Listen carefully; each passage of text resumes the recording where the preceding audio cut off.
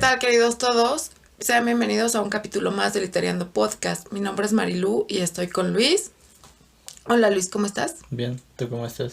Pues mejor, creo. Bueno. Ambos somos creadores de contenido de la página Biblioteca Social y estamos en las diferentes redes: Instagram, Twitter, Facebook, YouTube, Catbox y Spotify. Como Biblioteca Social. Como Biblioteca Social en Catbox y Spotify como Literando Podcast. Y bueno, como ya lo hemos venido haciendo desde hace mucho tiempo, bueno, desde que empezamos con esto, pues queremos agradecerles que nos sigan, sus likes, sus comentarios, realmente nos animan y pues nos hacen sentir bien. Sí, bueno, para quienes ya conocen esta dinámica, lo que nosotros hacemos es hablar de un libro. En este caso estamos con esta temática de terror de octubre. Y bueno, ¿cuál es el libro de esta semana? Bueno, el libro que vamos a leer es El llamado del Cthulhu o Cthulhu, como le quieran llamar. Ya hemos dicho anteriormente que no hay una fonética, o el cuerpo humano no tiene las cuerdas vocales para pronunciar esas fonéticas o esas letras, Los palabras. nombres. Sí, los nombres. Entonces, pues como lo quieran llamar, está bien y no hay corrección.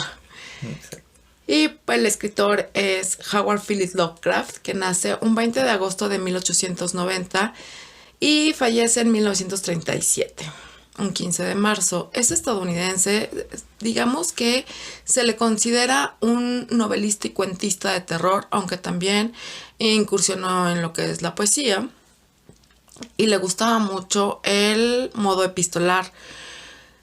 Él nace en lo que es una casa de alta alcurnia o de buena cuna. Su padre fallece a una muy temprana edad y su madre lo sobreprotege, y es por esto que su carácter se hace un tanto elitista. Y pues digamos que su mamá lo alejaba, según ella, de las personas inferiores a ellos. Entonces eso es como algo un poco cruel y feo, pero bueno, Lovecraft fallece de cáncer intestinal y desgraciadamente en la pobreza. Lamentablemente. Entonces, pues bueno, nunca hay que juzgar porque puedes llegar a caer a lo que estás juzgando, ¿no? Justamente una observación respecto a eso es que Lovecraft era muy... no quiero decirlo suave, pero era racista. Sí, era racista. Y de hecho... Eso no lo desamerita como escritor, pero... Es buen escritor, pero sí era racista. Y de hecho se acrecenta más su racismo cuando se va a vivir a Nueva York. Cuando se casa y llega allá y bueno, la vida neoyorquina lo mata, ¿no? Sí, pero bueno, respecto a este libro, La llamada de Cthulhu, yo lo pronuncio así, Cthulhu, eso es algo que me han enseñado. Pero bueno, como ya lo mencionó Marilu, no hay corrección, porque el mismo Lovecraft decía que la fonética humana no es capaz de pronunciar estos nombres, ni siquiera el de la ciudad de Rhyl o Rhyl, muchos lo conocen como Rhyl, entonces no, realmente no hay una corrección.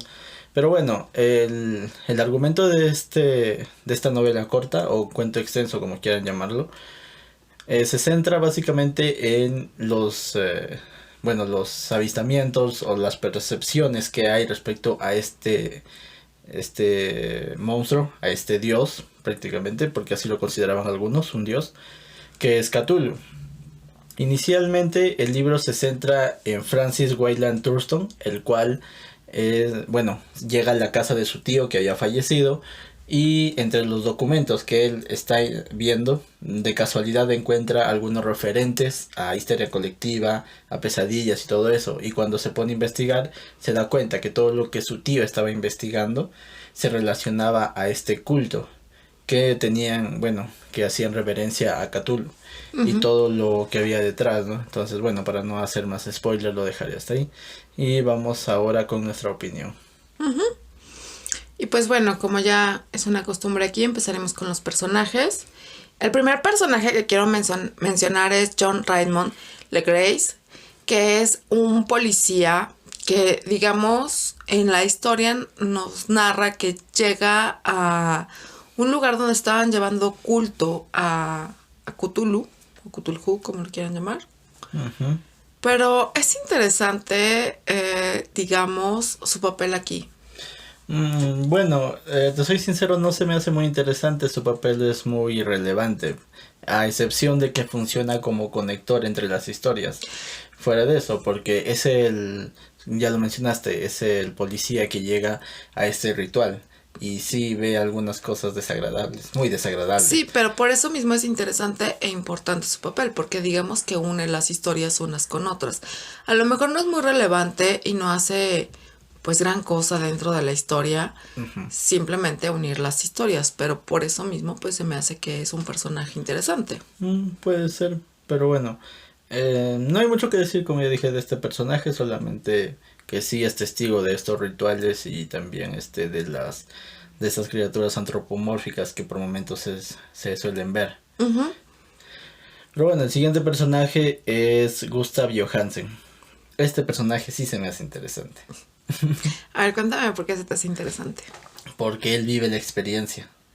Lo que sucede dentro de este libro, como ya saben, nosotros hablamos un spoiler, entonces esperamos que lo hayan leído y si no, regresan mejor. Pero bueno, lo que sucede dentro de esta historia de la llamada de Cthulhu es que hay un barco llamado Emma, el cual parte y estando en el Pacífico es bombardeado por otro barco, no recuerdo Sí. el nombre, el Trief, creo, Trief, algo así, Algo no así, recuerdo. no me acuerdo. Pero bueno, es bombardeado por otro barco y bueno, los navegantes de Lema toman este barco, el que los estaban bombardeando, asesinan a los tripulantes y tratan de llegar con este barco a una isla o algún lugar costero. Pero bueno, en el camino llegan a una isla un tanto misteriosa, lo cual describen con formas geométricas casi inenarrables. Una Sí, costumbre muy recurrente en los escritos de Lovecraft. Pero sí. bueno, lo describe así, ¿no? Y bueno, lo que sucede es que 6 de los tripulantes mueren y solamente quedan él y el capitán, si no me equivoco. No recuerdo bien exactamente cuál era la otra función dentro del barco del otro personaje que vive, pero bueno, quedan solamente 2 vivos. Y es en esta travesía donde se encuentran con la ciudad perdida de Ray. Y bueno, es ahí cuando ven a Cthulhu. Entonces yo creo que sí es un personaje muy interesante porque después de que él fallece, deja sus escritos y en ellos narra cómo pasó todo esto y cómo llegó a ver a Cthulhu y toda la descripción que hace es muy interesante. Sí, es muy buena, la verdad. Y pues bueno, digamos que a mí lo que me queda así de ching, o sea, ¿por qué no lo narras todo, no? Porque decía que no iba a narrar todo lo que habían escrito ahí, porque sería muy repetitivo y muy, pues, no sé, pero el que no lo narre es como, yo quería que lo narrara. Pero te da la sensación o la idea perfecta de lo que está sucediendo. Sí, Por ejemplo, obviamente.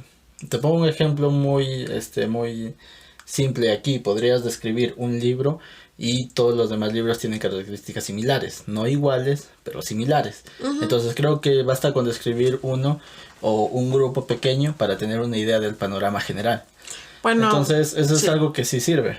Porque si bien es cierto, Cthulhu es considerado un dios, pues detrás de él vienen unos monstruos, digamos así en miniatura, llamados los marinos, que son los que lo adoran. Entonces, describir a cada uno creo que yo sería, sí, muy repetitivo y redundante. Bueno, eso sí. Entonces, hacer una visión, digamos, particular y de ahí generalizarla es algo que ayuda. Entonces, bueno, el siguiente personaje es Henry Anthony Wilcox, no sé si se pronuncia así, pero bueno, el cual es un estudiante de arte de la Universidad de Rhode Island. Y bueno, este personaje también se me hizo muy particular porque él, digamos que no vio a Cthulhu en forma física o real, sino que él tenía sueños. Sí, es interesante y digo pobre porque los sueños pueden ser muy aterradores de repente o muy vívidos y muchas veces te sientes atrapado y no puedes despertar, ¿no? Sí. Entonces, imagínate esa sensación a diario. Híjole, no sé, pobre hombre, yo me hubiera vuelto loca. Sí, porque según narra la historia, eran constantes los sueños, Los las sueños. pesadillas. Sí, o sea, cuando de por sí que, no sé si te ha pasado que tienes un sueño recurrente, Ujú. pero que empieza, ¿cómo decir? Un día y de repente como al año, 2 años lo vuelves a soñar. Pero llega un momento en que empiezas a soñarlo demasiado seguido y es así como que ya basta, ya basta, ya basta, ya no quiero dormir, ¿no? Sí, A mí me pasó con un sueño y llegué a un punto de no querer dormir, o sea, de decir no quiero dormir, no quiero dormir. Traté de mantenerme despierta mucho tiempo y no lo logré, pero después de eso dejé de soñarlo y fue así como que ya, gracias. sí, me ha pasado varias veces y sí es un tanto desconcertante y muchas veces hasta, como ya lo mencionaste, no quieres dormir.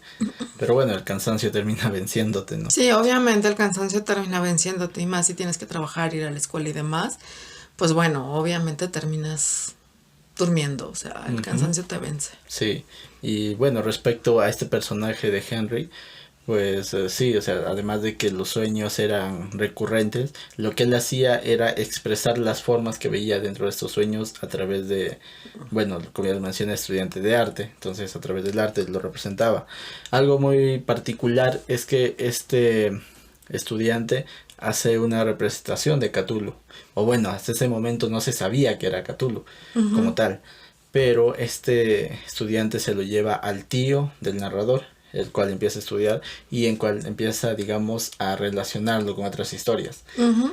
Inicialmente se creía que este personaje, el de Henry, era un estafador, porque el narrador y el tío también al inicio, digamos que creían que Henry había escuchado sobre esta secta de Cthulhu y había inventado toda esta historia para darle credibilidad. Pero después, poco a poco, se van dando cuenta que no, que Henry no sabía nada de esta secta. Lo más curioso es cuando llega al hospital, bueno, más bien cuando tiene como el ataque ya de pánico, de estrés y de todo, que se pone a Ujú. gritar como loco y que pierde la noción del tiempo de, de lo que le pasó hasta que está en el hospital, ¿no? Reacciona ya en casa de sus papás y está como, ¿qué hago aquí? ¿Por qué estoy aquí? Y no recordaba lo que había pasado y después de eso pues deja de tener los sueños. Ujú. Y dices, pobrecito, qué bueno, ¿no? Sí, eso es algo muy interesante porque se relaciona con lo que se dice de Cthulhu, que él se podía manifestar en los sueños y así iba, en cierta forma, como ya lo menciona el libro, haciendo el llamado. Fíjate que hay una escritora, su nombre es Ferguson. Ujú. Ella escribió un libro que se llama El regreso de Inanna, que te lo recomendé, ¿te acuerdas? Sí, Que es como tipo mitológico. sí. Resulta que la historia de esta escritora, ella no era escritora, o sea, no escribía, pero según tengo entendido que ella soñaba con lo que escribió en el libro y que le pedían en los sueños que lo divulgara, que lo escribiera. Ya. Ella lo hace, pero termina en el manicomio escribiendo jeroglíficos y cosas un poco raras, ¿no? Entonces yo siento que es el caso más o menos parecido Mm, con el escultor, ¿no? Con este chico. claro, la diferencia es que él esculpía, ¿no? Él esculpía, pero ella lo escribe y Ujú. bueno, terminó. Y cómo no, o sea, tener sueños de seres mitológicos y de lo que se supone que se hacían, o sea, si nos vamos a lo que es la mitología, pues Bueno, sí, porque hay diferente variedad de seres. O sea, no me molestaría, no sé, ver a la figura de Ra, tal vez, o a la de Osiris, verlas como la pintan en el antiguo Egipto, pero ver, por ejemplo, no sé, a la serpiente emplumada, tal vez, o ver, no sé, a otros, seres mitológicos, varios, no sé, tal vez un dragón, no sé. un unicornio, No creo que un unicornio me dé tanto miedo. Ahí tienes uno. No se ve Bueno, sí, temeroso. pero yo sé que los unicornios tal vez no den miedo, pero nunca hemos visto uno. Yo creo que el Claro, día que veamos uno va a ser así de... O sea, va a ser impactante. claro. Creo que me Entonces, daría miedo también, por ejemplo, ver a Medusa. a mí Y además, también. además de Sí. que no la puedes ver.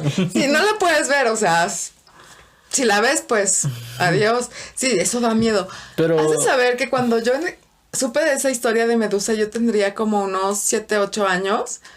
me daba miedo cuando veía mujeres con cabellos de rizos. Yo sentía que se iban a convertir en serpientes. Entonces, era así como que, no. O sea, pues eres niño, ¿no? Sí. Entonces yo veía cabellos rizados y yo así de, adiós. Como que me iba. Pero bueno, regresando a esto. Sí, o sea, como te digo, hay diferentes tipos de seres. Y de acuerdo a las descripciones que hacen dentro de esta novela, pues sí daría miedo ver a Cthulhu. Obviamente, o sea, es que está como raro. Bueno, yo digo que es como una gárgola con cara de pulpo. Claro, es lo que describe en el libro, ¿no? Uh-huh. Que ya llegaremos a esa parte de la descripción de Cthulhu. Uh-huh. Pero bueno, el siguiente personaje es George Gamel Anger, el cual es el profesor de lenguas semíticas, el cual es tío del narrador.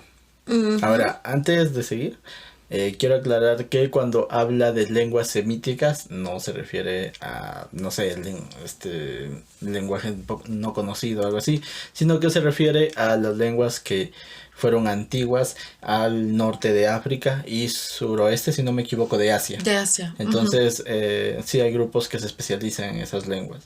Entonces, este profesor era uno de esos catedráticos que estudiaban esas lenguas. Y bueno, todo esto le ayudaba a relacionar las diferentes sectas que habían en esos lugares con las historias que le llegaban a él. Y sobre todo, bueno, como ya lo mencioné, con los sueños de Henry, ¿no? Uh-huh.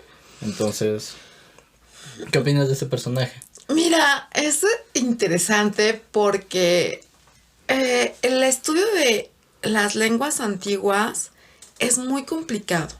Porque al ser antiguo tiene muy pocos vocablos. Sí. O sea, no es como ahora que tenemos miles y miles de palabras y que usamos una cuarta parte.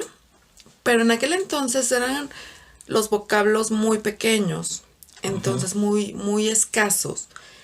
Y hacer todo un estudio de esas lenguas es como muy... A mí se me hace como muy interesante, como muy exquisito. Sí. Pero... no sé, no narran tanto del tío, de si de cierta manera se engancha demasiado con esta historia de Cthulhu. Lo que nos da a entender es que el tío estaba, no quiero decir obsesionado, pero como que estaba muy interesado en el tema. Muy interesado, esa es una de las cosas, ajá. No te lo pintan obsesionado, sino interesado. Exacto. Y eso es como, pues bueno, de cierta manera. Bueno. Porque digamos que te pueden mostrar las cosas de una manera más parcial. Exacto. Sin un fanatismo. Claro, porque el mismo tío, como ya lo mencioné, dudaba de los sueños de Henry. Pues es que cualquiera dudaría, ¿sabes? Uh-huh. Ahora, pues son sueños y pues en los sueños pueden pasar miles de cosas, ¿no? Son tus sueños y tú los controlas, entre comillas. Pero, pues sí puedes tener, no sé, una pelea con algún asteroide o con el Principito, qué sé yo. Te puedes casar con Iron Man también. Sí, claro. Mira, con Robert Downey Jr. quizá. Con Iron Man, no lo sé. Justamente así fue. No voy a contar nada más. Pero bueno, a lo que voy es que lo que la historia se centra es en la investigación del profesor, pero nos deja o nos muestra muy poco de su personalidad y creo yo que ahí le faltó un poquito. Me hubiera gustado que muestre más la personalidad del tío. Del tío, del catedrático, ¿no? Ajá. Me hubiese gustado porque sí, como ya lo mencionas, pues adentrarse en la investigación es dar una imagen tanto imparcial, pero a veces también dentro de muchas investigaciones ¿cómo lo digo? O sea, es válido hasta cierto punto un tanto el carácter del que investiga también. Mira, cuando me pongo a hacer investigaciones, hay cosas que me emocionan demasiado. Entonces, dentro de mis investigaciones hay como un algo al cual le pongo más atención porque me llama la atención, o sea, uh-huh. Como que me llama. Entonces, y de repente cuando lo platico es con mucha emoción y con todo, pero digamos que mientras lo estoy investigando me emociono, pero ya una vez que voy juntando las piezas ya es así como que me siento en la realidad y lo voy desplazando, ¿no? Es como lo hago, pero sí muchas veces llegan cosas que te hacen como tener más atención hacia ellas. Y siento que fue lo que le pasa al tío, ¿no? Que llegó a tener más atención sobre este tema. Claro, lo cual es válido también. Es que tú no le pondrías una atención a un tema así. Obviamente, sí me llamaría mucho la atención. Solamente digo que, pues sí, me hubiese gustado que narren un poco más de la personalidad. Sí, de la personalidad del tío. Yo del estoy tío. también de acuerdo con eso, porque no te lo narran. Y también la personalidad, pues, digamos que funda mucho en lo que nos está narrando. O sea, nos puede dar mejor idea de todo lo que hizo para obtener esa información. Claro, algo que también me hubiera gustado ver es, digamos, lo que el sobrino estaba viendo. Digamos que me hubiera gustado que hiciera una transcripción de las propias palabras del tío. Porque él lo estaba leyendo y nos estaba dando, digamos que un resumen o algo así de lo que él estaba leyendo.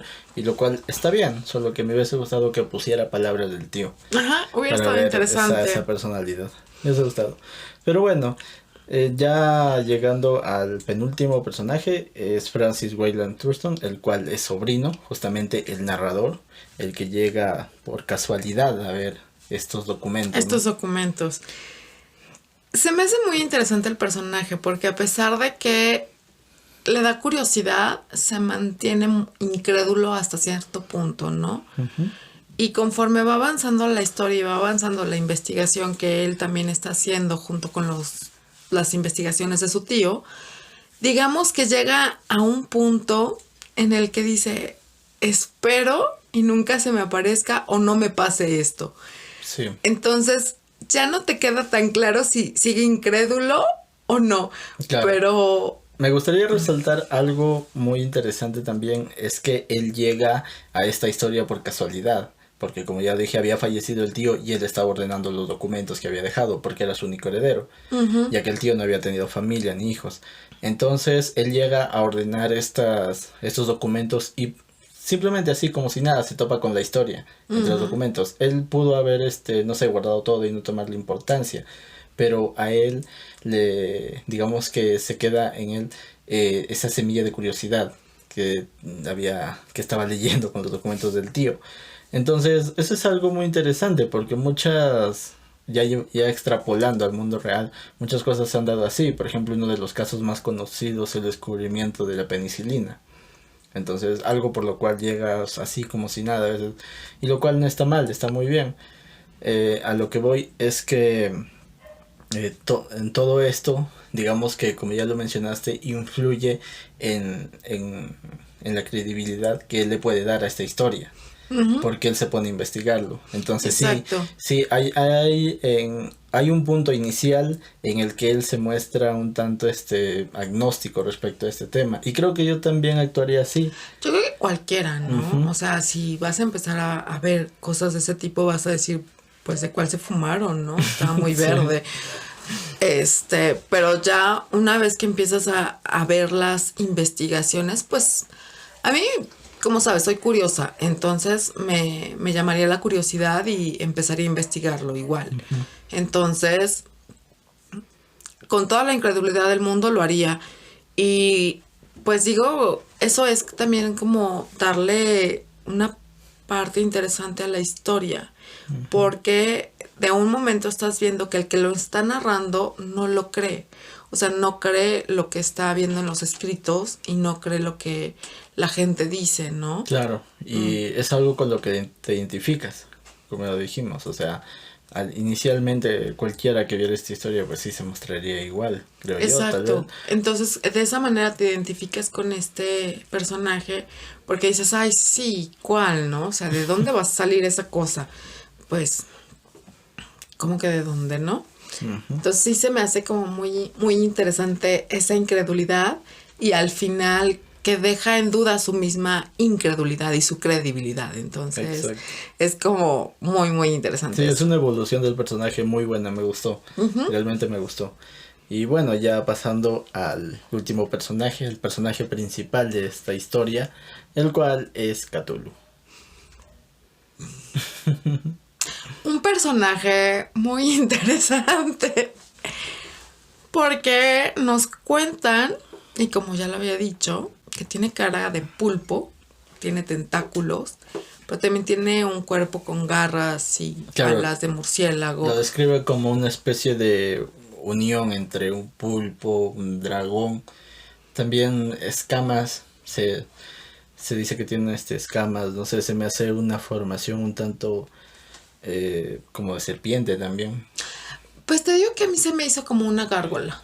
La descripción, sí, también como una gárgola. Pero es interesante, ¿no? Imagínate una cosa así enorme. Nunca mencionan la estatura o la altura de... Claro, no te dan una... Digamos que no te dicen mide 100 metros, 200 metros, pero hay algo interesante porque dicen es como una montaña. O sea, vean la inmensidad del tamaño de Cthulhu para compararlo con una montaña. Bueno, puedo compararlo con el Cerro del Ajusco que está aquí en la Ciudad de México, que es pequeño, o puedo compararlo con el Everest. No sé, pero aún así, aunque sea el Cerro del Ajusco, es gigante para nosotros, obviamente. Claro. Entonces, es interesante eso, ¿no? O sea, imagínate encontrarte con una cosa de ese tamaño. Claro, de ese tamaño y de ese aspecto. No, bueno, o sea, las patitas se me hacen de fideo y no sé qué más pasaría. Porque sí sería algo, pues obviamente terrorífico, ¿no? Sí, es muy terrorífico, la verdad. Y bueno, aquí algo personal, y quiero decirlo, es que yo le tengo miedo a los objetos grandes dentro de masas de agua, tal vez en un lago, en el mar, no sé, me da un tanto de repulsión. Y en lo personal, ver esto dentro del agua sería muy muy repulsivo para mí, sí me daría mucho miedo, pero eso en lo personal. Yo nada más le tengo miedo al agua y a todo lo que se mueva dentro de ella. Sí, no me gusta. Bueno, sí me gustan los pececitos y verlos en videos y todo, Claro, está genial. Claro. Pero meterme en el agua y, por ejemplo, los que se van a los arrecifes y cosas así, ay, no podría. O sea, que pasaran junto a mí, no. No, de hecho, mi mamá me platica que de repente se metía al mar y había pececitos que andaban ahí con ella, ¿no? Yeah. Y para donde iba mi mamá iban los pececitos. Y yo así de, no, o sea, paso, no podría eso. O sea, si yo veo que hay pececitos, salgo, pero corriendo y no. O sea, imagínate con pececitos. Me encuentro esa montaña, no, bueno. De hecho, no llegaría a ninguna orilla y me ahogaría. Bueno, algo también interesante respecto a Cthulhu es que según narra la historia, está encerrado dentro de esta ciudad de Ryle. O bueno, como quieran pronunciarlo también. Ya no tengo que aclarar eso. Pero bueno, está encerrado dentro de esta ciudad y está esperando su regreso. Según narra la historia, tiene que haber una formación de las estrellas adecuada. No dice cuál, pero solamente dice que tiene que haber una formación de estrellas para que sea liberado. Además de que también se tiene que hacer cánticos. Y también el hombre tiene que estar por encima del bien y del mal. Eso va a estar súper cañón. No, según lo que entendí, o bueno, no sé, que tal vez estoy mal, pero lo que dice es que ¿cómo nos vamos a dar cuenta de que Cthulhu ya está por despertar o ya está despertando? Es que sí, el hombre va a pasar más allá del mal y del bien y se va a dedicar solamente a satisfacer esas ansiedad de sangre tal vez que muchos tienen, y me imagino que serán los que queden, porque irán matando a los que pues no tengan esa necesidad o no se sientan así, ¿no? Entonces, bueno. Sí, es interesante esa parte, pero pues esperemos que no sea real este relato y que nunca despierte esa cosa. Porque sería muy interesante. De hecho, bueno, no es la primera cosa mitológica o mítica que leo de este estilo. Como ya lo dije, El regreso de Inanna también narra ciertos deidades y ciertas cosas. Lo recomiendo. Un poco raritas. y pues digamos que te hacen pensar, ¿no? De todo lo que podría pasar o ser si estos seres estuvieran aquí, ¿no? Entonces, si claro, dices, o sea, sobre todo si vivieran dormidos aquí y algún día despertasen, cómo pueden influir en la humanidad. Ujú. Porque no hablamos de que el mismo Cthulhu va a ir y va a matar a las personas. No. O sea, sí lo va a hacer, pero me refiero a que, digamos que, no sé, por algún acto de telequinesis tal vez o algo así, Cthulhu influye en la mente de las personas, en los sueños. Eso es algo muy interesante porque dentro de todo lo que he leído con respecto a mitología, se dice que los antiguos se comunicaban con el hombre a través de la telepatía. O sea, realmente no les hablaban, sino era como un algo telepático, Claro, o hay como escuchar diferentes- una voz dentro de tu cabeza. De hecho, con Moisés, sí, Moisés. Lo narran en la Biblia, también. Cuando Dios le hablaba, él escuchaba una voz muy fuerte, pero él era el único que le escuchaba. Entonces Sí, era hay diferentes dentro de su personajes cabeza. dentro de la Biblia. Ajá, dentro de la Biblia y dentro de la mitología es eso. Entonces se dice Sí. eso. Sí, yo creo que si estos seres llegan a comunicarse con el hombre, sería a través de la telepatía, de los sueños y cosas así. Entonces el hombre terminaría pues matando a sus mismos compañeros, amigos y demás, Claro. por órdenes de otro ser, ¿no? Y es como un tanto terrorífico y al mismo Sí. tiempo interesante, ¿no? Te soy sincero, me da tanta curiosidad y digamos que quisiera ver una representación de eso, más no ver la parte sanguinaria, sino ver cómo este ser mitológico o cualquier otra deidad puede influir en el pensamiento de una persona. No me gustaría vivirlo tampoco, porque la descripción es muy terrorífica, sí. Pero me gustaría ver cómo sucede eso. O sea, creo que es mi parte curiosa, más no ganas de experimentarlo. No, y aparte, o sea, nuestra forma de ser es como muy pacífica y no aprobamos la violencia. Y entonces imagínate que se te presenta y te dice que mates a XY No. persona. No, bueno, imagínate todo el choque emocional dentro de tu cabeza y que tengas que hacerlo, ¿no? Sí, o Que te sea, sientas obligado a hacerlo porque alguien se metió en tu cabeza y cambió ciertas cosas. Y también está como tu parte moral y tu parte humana. exacto, un conflicto interior muy Sí, fuerte. no. Y sobre todo porque si no lo haces o si no obedeces a esta deidad, te va a seguir atormentando. Entonces es todo un poco muy, ¡Ay, muy me puse complejo. chinita! Y tú decías que Lovecraft no te daba terror. No, leerlo no me dio miedo. Ya ahorita que lo estoy analizando, ya me puse chinita. Sí, como que, oye, espérame, no. Es que eso de que se te metan en tu mente, no lo había pensado. O sea, eso de que se metan en tu mente y te obliguen a hacer algo que a lo mejor no quieres hacer. Ay, no. Y sobre todo como tener a Cthulhu, esa descripción de Cthulhu pulposa, dragonesca, dentro de tu mente todo el tiempo, pues sí es muy, sí es ya terrorífico. me dio cosa. Ya. Pero bueno, este es el personaje principal, Cthulhu, dentro de este libro.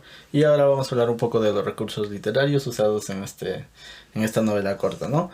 Primero, está narrado en primera persona. En primera persona. Como ya dijimos. Y también tiene una narración epistolar. Epistolar, algo que detesto. No me gustan las narraciones epistolares, perdón. A mí me gusta, pero no en todos los casos. Digamos que en este me funcionó muy bien. Digamos que medio me funcionó. Es que realmente el epistolar se me hace, no sé, desesperante, porque te están dando los datos que ellos como que tienen, pero Claro. que no hay un panorama más completo. Claro. Y como que quiero más. Entonces, eso me desespera muchas veces de lo que es epistolar. O muchas veces te ponen cosas que tú así de, eso no me importa. Sobre todo, por ejemplo, en Drácula, que siempre era, nota, pedir receta para Mina. Decirle a Mina, no, ay, eso me desesperaba. Yo así, no me importa lo que quieras para Mina. Entonces, Claro. Pero en este caso, que el sobrino sea el que bueno, conduzca esta narración, sí se me hizo muy interesante. Si bien es cierto, como ya lo mencioné, me faltó un poco más saber la personalidad del tío y tal vez también de Henry, por ejemplo, el escultor. Digamos que no me parece mala, me funcionó muy bien a mí. sí, más o menos, no, muy bien. Ya sabes que yo con el epistolar no me llevo. Bueno, ahora otro recurso, el cual no sé si tenga un nombre en específico, no lo sé realmente, pero es este método de crear historias individuales como pequeños mini cuentos o algo así, y al final unirlos. Eso me gusta mucho realmente en diferentes novelas e historias. Que yo sepa si tiene un nombre, pero nunca me acuerdo. Entonces, pues lo siento, se Yo los no me debo. acuerdo. Después lo voy a checar y se los pongo dentro de la página de Biblioteca Social para aclararlo. Sí, pero bueno, me gusta mucho este método y sobre todo me funciona muy bien en esta historia porque recoge diferentes relatos. O sea, cualquiera pensaría que estamos hablando de diferentes monstruos o diferentes deidades, pero no, todas convergen a Cthulhu. Y eso es algo que me gustó mucho. A pesar de que, como ya lo dije al inicio, o en algunas historias iniciales no dan el nombre de Cthulhu como tal, pero lo describen. Entonces las descripciones nos llevan a unir estas historias. Una con otra, así es. Ujú. Así es. Y bueno, ya por último tenemos un aire policíaco, aunque no es policíaco. Pero No, la sí, historia no es de al llevar la género. investigación y que la policía esté investigando qué es lo que está pasando y sobre todo los cultos Claro. que están haciendo, digamos que pequeños grupos de marineros, pues bueno, es como interesante, ¿no? Pero no es policíaco. No es el género policíaco, aunque tiene, como ya lo mencionaste, cierto aire a eso. Y sobre todo la investigación que realizan tanto el sobrino como el tío de todos estos, digamos que todos estos eventos que se relacionan a Cthulhu. Pero bueno, ahora ya adentrándonos a los temas de esta historia, vamos a ver primero el tema de la locura. Sí. Bueno, como ya lo hemos mencionado, el tema sí es para quedarse loco. Obviamente si lo vives en carne propia, ¿no? Sí. Aunque no lo vivas, lo sueñes, bueno, también los sueños, como ya lo dije, pueden ser terroríficos y aquí nos muestran esa parte de cómo el ser humano puede llegar de cierta manera a la locura, ¿no? Por algo que soñaste o que escuchaste O que leíste tal o vez. que leíste tal vez. Es como interesante esa parte, ¿no?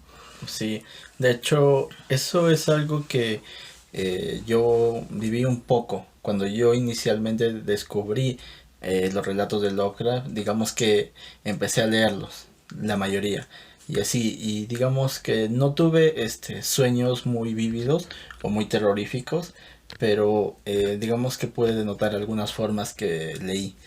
Entonces es un poco desesperante. En mi caso no tanto. No fue, pero como ya lo hemos mencionado, cada persona es diferente y a cada persona le puede afectar de diferente manera. En mi caso, digamos que fue más curioso y un tanto extraño, pero no me perturbó. No, doy gracias a que no lo soñé. Yo creo que sí me hubiera perturbado. Pero no lo soñé. Pero sí he visto gente que de repente como que se pone como en un plan muy fanático con respecto a los relatos de Lovecraft. Y me daba curiosidad esa parte porque, como ya lo he dicho, yo no soy muy de terror y como que es un género que siempre he evitado, aunque sí he leído algunas cosas. Y como ahorita que pues bueno, nos tocó hacer el mes de terror y estoy leyendo cosas que antes no había leído, como lo que es Quiroga, Lovecraft. Y yo creo que para tener una idea más concreta de lo que les pasa con Lovecraft, tendría que leerlo completo. Ahorita pues solamente leí unas cuantas cosas y se me hizo muy interesante, pero pero pues no entiendo ese fanatismo. Claro, algo que mencionaste es que muchos de los que leen a Lovecraft se toman tan en serio a veces o tan literal, creo yo, a veces estos Lo toman relatos, literal. que incluso llegan a creer que el Necronomicron es real. O sea, llegaremos a hablar en su momento de eso, pero a todos los que nos escuchen, o sea, tengamos en cuenta algo. Si bien es cierto, Lovecraft tal vez pudo haberse inspirado de otros escritores, de otras narraciones, seres mitológicos y todo eso, que varios escritos hagan referencia a algo no significa que sea real. Hay ocasiones o hay casos en los que sí, pero no todos. Y segundo, Lovecraft hizo un trabajo muy bueno al describir el Necronomicron, al relatar su origen y al relatar supuestamente su contenido, pero eso no significa que el Necronomicron sea real. De hecho, creo yo que hizo tan buena narración que muchos se lo creyeron. Pero no hay que tomárselo tan en serio. O sea, tan literal. Es que eso es algo que yo he visto, que se lo toman como muy literal y es como, a ver, espera, es un libro, es una novela, es un relato. Y su mismo nombre lo dice, mitos. Un mito no quiere decir que no sea real, sino que es una investigación en muchas ocasiones. Entre comillas. Entre comillas, que digamos que vienen varias historias, pero que no tenemos la certeza de confirmar si son reales o no. Uh-huh. Entonces, pues bueno, también tenemos que ver eso. Y en este caso, lo que hace Lovecraft no es una investigación como tal, sino es darle vuelo a la imaginación, y yo creo que la fumó demasiado verde, y de ahí salieron todos los escritos. Podría ser, no lo sé. Pero sí está como, yo creo que su imaginación era demasiado amplia y digamos que de cierta manera muy vívida, ¿no? Claro. Entonces, pues podrían ser que de ahí salieran los... Lo cual, te soy sincero, en cierta forma está bien, porque eso ayuda al escrito y sobre todo a darle forma a estos seres, sobre todo.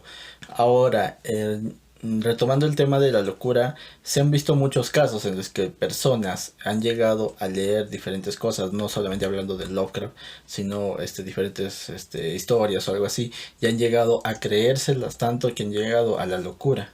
Uh-huh.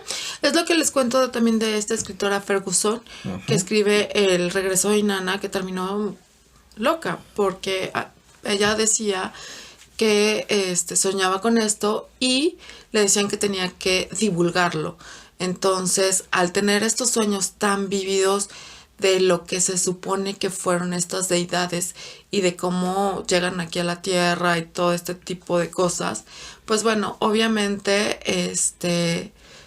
pues a ella se le queda como muy marcadito y pues terminan en el manicomio. Sí, o sea, y no solamente es el único caso, hay muchos casos así. Hay muchos casos, de hecho también conocí otro caso de un señor que leía, más bien, que hablaba en sueños y las cosas que decía eran como un tanto raras porque hablaba muy claro. Pero su esposa se quedó así como que, ¿qué está diciendo? Habló con un amigo que era psiquiatra y le dijo, ¿sabes qué? Pues vamos a grabar a tu marido. Y lo empiezan a grabar y de ahí sale el libro de Urantia. Oh, vaya, eso no lo sabía. Ninguno de estos se volvió loco, pero sí sacaron el libro de Urantia. Entonces, pues hay como muchas historias sobre de este tipo, claro, ¿no? Que según les dicen que tienen que leer o que tienen que hacer ciertas cosas o escribir o divulgarlas de una u otra manera, uh-huh, y muchos terminan locos. Claro, y también dentro de la historia de esta novela corta de La llamada de Cthulhu, vemos, por ejemplo, muy claramente el caso del marinero Johansen, el cual se sentía tan abrumado por la experiencia vivida que no quería decirle a la policía, no quería decirle a otras personas porque lo iban a tomar como loco, y en cierta forma lo entiendo, pero tiene que escribirlo porque de alguna manera, creo yo, tiene que desahogarse. Sí, y de hecho sabe que al terminar de escribirlo morirá, y es lo que pasa, y dice, y espero que la muerte se lleve estos recuerdos. Sí. O sea, imagínense la vivencia tan fuerte que tiene este hombre y decide dejarlo en escrito porque no se atreve a que lo juzguen como loco, ¿no? Uh-huh. A pesar de que ya en cierta forma sí estaba entrando a la locura. Obviamente, pues que no. Ahora, el siguiente tema también es el fanatismo religioso dentro de este libro relacionado a la histeria religiosa. Como ya los que han podido leer este libro van a notar que hace descripciones de los cultos que hacen los seguidores de Cthulhu. Y sobre todo cómo hay esta relación entre los humanos que lo adoran y también las criaturas que adoran a Cthulhu. Es interesante. Mira, yo creo que toda religión tiene cierto dejo de locura, ¿no? O uh-huh, dejo de cosas místicas, por así decirlo, y el que lo hagan un poco místico es lo que engancha, ¿no? A mí me daba risa una amiga de mi mamá que cualquier cosa mala que pasaba, ella decía, es que el chamuco anda suelto. Eso, bueno, nunca me reía en su cara, la verdad es que respeto mucho cada creencia, pero sí me daba risa, entonces era así como que, ay, no me digas eso, y mejor me iba cuando empezaba a decir que el chamuco estaba suelto, ¿no? Okay. Porque ese tipo de misticismo que le dan a los cultos, a las religiones, puede ser un tanto enigmático o puede ser un tanto gracioso o puede uno creer que llegan a lo que es el satanismo, ¿no? Uh-huh. Y también la reacción de la gente de aferrarse a una creencia que no está mal, o sea, cada quien puede creer en lo que uno quiere Claro, o sea, sí, puedes creer en todo lo que quieras, sin embargo, como ya lo hemos repetido antes, sin afectar a otros. Sin afectar a otros, sin afectarte a ti mismo, porque muchas veces ese fanatismo te lleva a cosas que realmente no deseas, pero porque crees que es lo correcto, lo haces. Ok, es que eso es un tanto debatible, porque digamos que algunos al adentrarse en una dogma, en una religión o algo así, digamos que en cierta forma saben a lo que se exponen. Hay casos en los que no, sí es cierto que digamos que se ven influenciados, obligados casi a entrar en dogmas y después hacen cosas que no quieren, sí, pero hay otros que sí saben a lo que se están adentrando. Ahora hay también quienes entran con engaños. Por eso. Entonces, eso de entrar en este tipo de cosas, pues bueno, hay que tener mucho cuidado. Sí. Y sobre todo, una de las cosas que yo les recomiendo es la mente despejada siempre. O sea, cuestionen todo, no importa. O sea, como religión te dicen que es un dogma, lo tomas o lo dejas, pero tengan mucho cuidado. Porque Sí. hay ciertas cosas que no podemos tomar nada más así a la ligera y aceptarlo, sino cuestiónenos, o sea, cuestionen todo, siempre cuestionen. Eso es algo que les va a ayudar realmente a ver si pueden creer en algo o no. Sí, además como ya dijimos, sin afectar a terceros. O sea, si no sé si un dogma, una religión o algo te dicen, ¿sabes qué? Tienes que hacer este sacrificio, sacrificar a tu familia, un familiar o a una persona desconocida, no sé, una vida humana, pues no, o sea, realmente no hay que afectar a otros solamente por algo en que creemos. Como ya lo describí aquí en el libro, hacían sacrificios rituales entre gritos de estas personas que estaban siendo sacrificadas, que en mi perspectiva pues no se estaban ofreciendo ellos mismos para hacer el sacrificio, sino que los estaban obligando prácticamente. Sí, obviamente. Mira, me recuerda un tanto a un meme que vi que decía, por culpa de los españoles tenemos que ir cada 8 días a misa y no estamos en el templo de Mayor en Tenochtitlan viendo Claro, aquí en el sacrificio, sí, de alguna virgen o cosas así por el estilo, ¿no? Sí, reconozco que es un poco salvaje la cultura que vivió en algún tiempo por aquí, pero aún así no quiere decir que yo quiera hacerlo o que quiera llevarlo.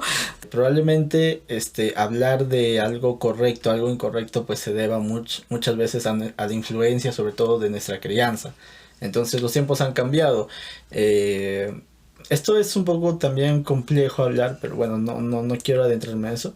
Pero bueno, regresando al tema, pues sí, o sea, la histeria dentro de la religión existe. Entonces, si alguien está dentro de una religión dogma, ok, pueden hacer lo que quieran mientras no afecten a los demás. Sí, mientras no afectan a terceros y no se llevan entre las patas la vida de algunos, pues todo está bien, ¿no? O sea, la verdad es que sí, y como lo hemos dicho aquí, o sea, eso de que tengas que matar a otra persona para el regreso del Cthulhu, pues no, espérame, no, mejor que no regrese porque voy a matar a mis compañeros, amigos y demás, ¿no? Exacto. Pero bueno, esto nos lleva al último tema ya para cerrar esta opinión, y es la histeria colectiva. Algo que se representa muy bien dentro de esta narración y es algo que aún se sigue viendo hasta ahora. Sí, es muy interesante lo de la histeria colectiva.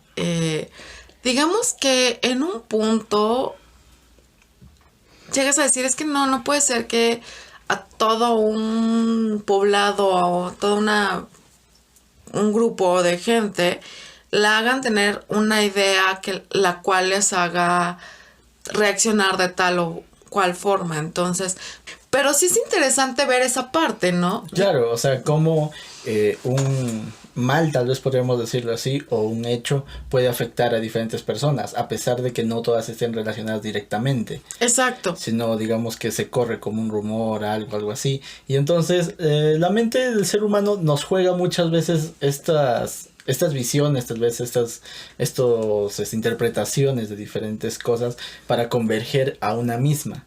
Finalmente, todo esto de la histeria colectiva también se ve muy bien representado en el libro, como ya lo mencioné. O sea, a pesar de que yo no creo que sea real lo de Cthulhu y todo eso, no, o sea, pero como las historias tanto del escultor como del policía, como de otro geólogo también, convergen en esa sola imagen de Cthulhu, de que todo se relaciona a Cthulhu, a pesar de que no lo llaman así siempre, como la descripción hace converger a ese personaje. Sí, es interesante, es como muy, muy interesante el que todo llegue a...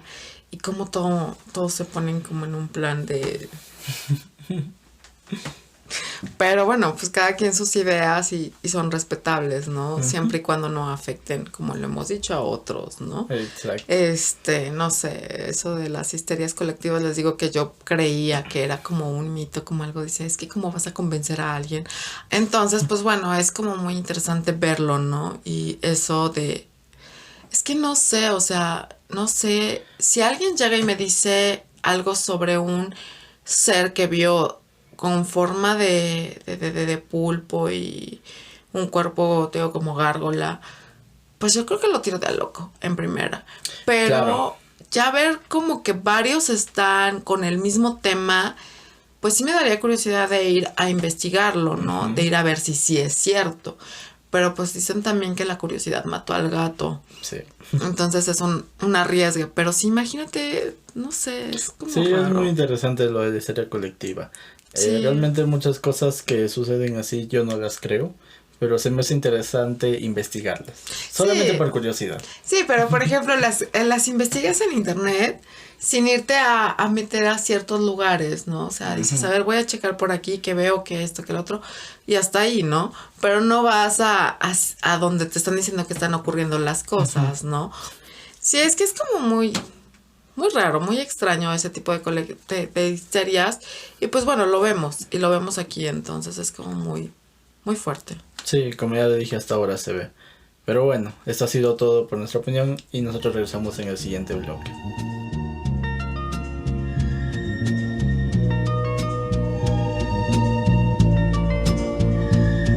Bueno, ya estamos de regreso para decirles de qué va a tratar el próximo capítulo. Y bueno, pues ya tenemos aquí el libro. Creo que muchos conocen esta historia y si no, bueno, les recomiendo que la lean porque ya saben que nos manejamos con spoiler. Y pues no queremos hacerles spoiler, pero pues a veces es inevitable. Sí. Bueno, este libro lo conocen muchos, el cual el título original es El moderno Prometeo, o también conocido como Frankenstein, de Mary Shelley. Bueno, ya daremos nuestra opinión en el siguiente capítulo. En el siguiente capítulo y esperemos que, bueno, nos sigan.